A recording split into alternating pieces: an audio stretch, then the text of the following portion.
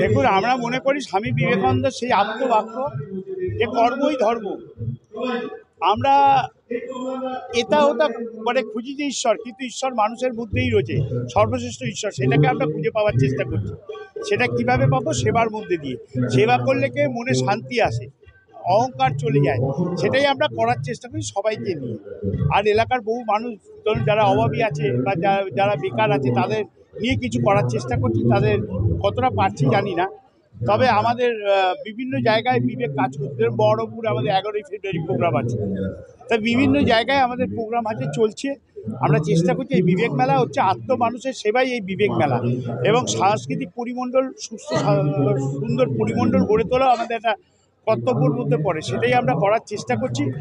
বিভিন্ন এই যে 12 থেকে 23 তারিখ অবধি প্রত্যেক দিন কিছু না কিছু সেবার কর্ম থাকে, তা আমরা সেটাই মানুষদের কাছে করে চলছি।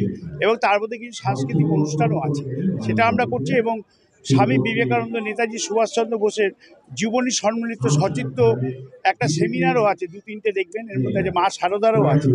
তা যদি যুব সমাজ যদি বিভ্রান্ত না হয়ে, যদি ইউথ ডেভেলপমেন্ট প্রোগ্রামে আমাদের যদি মানুষ হয়, সেটাই তো আমাদের সবচেয়ে বড় কথা। তা আমরা বিবেক সেটাই করার চেষ্টা করছি। আজ এ পর্যন্ত।